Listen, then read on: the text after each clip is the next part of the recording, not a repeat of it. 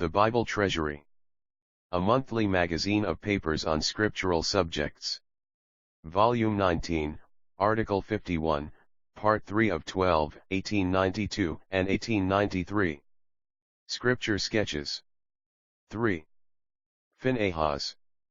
The suggestion which Balaam had made for the ruin of Israel was worthy of his able and ingenious mind and was very near being entirely successful. The proposal was apparently innocent enough, simply a union of the worship of Jehovah with the worship of Baal Peor, a comprehensive religion, at all times the most subtle danger for a charitable and liberal mind. The narrow and bigoted mind does not lie so much open to seduction here, its tendencies are in another direction. But let us see what this proposal means. To put Jehovah and Baal Peor on the throne together is to insult God and consecrate Satan. Happily it is not possible permanently to do this, and Balaam knew it full well, but he knew also that the very attempt would do more to destroy Israel than all his repertoire of cursings, which would affect them no more than that of the jackdaw of Reims. They would not be a penny the worse. Since his time these proposals for a comprehensive religion have been often renewed. The Samaritans worshipped the Lord and the gods of the country around. Tertullian says that Tiberius proposed to the Roman Senate to enroll Christ among the gods. It is the temptation to the large and capacious mind. Socrates, who was of this type, like Solomon or Francis Bacon, advises his pupils not to be over-particular in such matters. He himself only believed in the one God, but one must have regard to the neighborhood, and the little local deities. Solomon included his wives' gods in his religion, and Bacon's orthodox Christianity had room in its temple for the golden calf. As apostatist Christianity entered the heathen countries, it showed an exquisite dexterity in comprehending the heathen feasts, saints, and customs, in its scheme. In these times the proposal is renewed with all energy and from all sides. Ceaseless efforts are made to work in with popular Christianity the principles of Buddhism, spiritualism, devilism of all sorts. Not long since a leading ecclesiastic proposed in a convocation of Christian teachers that Christianity should join hands with Mohammedanism to evangelize Africa, since the latter religion was so far superior to Christianity for Negroes. This kind of thing may be called euphemistically a marriage of the creeds, but it engenders, Revelation 2 verse 14, monstrosities, and is called not by an honorable but by a foul name in the Scriptures. When men speak of benevolent precepts of idolatrous creeds and imply that Christianity has been developed out of them, they say what is only partially true, and imply what is wholly false.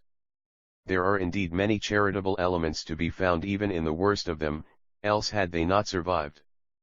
But it is too much to ask us to accept, because of these, religions, an integral part of whose worship is too foul to be described.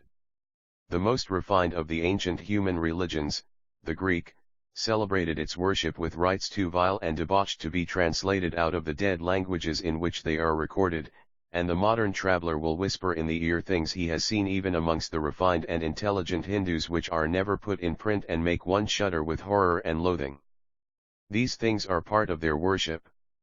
Such abominations were already being brought into the camp of Israel, in the presence of the leaders and priests of Jehovah, when a man suddenly arose, and with one swift, strong, well-aimed blow, smote the iniquity into the hell whence it had arisen. This man was Phinehas. He struck that one blow, just one blow, such a one as needed no second, and that is nearly all we know of him. But sometimes a whole life is disclosed in a single act by a sudden revelation, as when the lightning illumes a darkened landscape, or when the clouds open and we see, for a moment never again to be forgotten, Melchizedek in his sacerdotal robes on Zion, or as when that fabled light flashed up from the Greek trenches as the great Achilles at length arrived. All his life was training for that one blow, all his character was revealed in it, zeal, discernment, boldness, promptitude. It was in ordinary circumstances entirely out of his province to interfere judicially thus, but these were no ordinary circumstances. Something more than the usual formal legal processes was required, or the nation would perish. The plague already raged amongst them. Many another would have seen that it was the best thing to do a few seconds too late.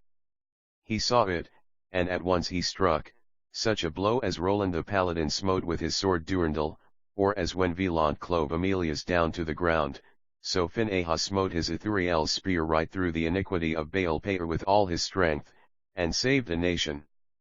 A second glance we have of him when the controversy arose with the 2.5 tribes which stopped outside the Jordan. A difficulty had arisen concerning a pillar which they had built. Their brethren, thinking that it was a sectarian altar, were reasonably incensed, and sent Phinehas, who proves his fitness for the embassy by his just but considerate and conciliating language. A few kindly words explain the misunderstanding. Our brethren across the water have no business to be there at all, it is true, but they are not so bad as we sometimes are apt to think them. The cold mists of the river distort. What appeared to be a sectarian act was really only meant for an act of gratitude and worship. A frightful fratricidal war is averted instrumentally by Phinehas, and brotherly kindness is reaffirmed. There is a burlesque of everything and everyone that is worth burlesquing. Uah is the caricature of Phinehas.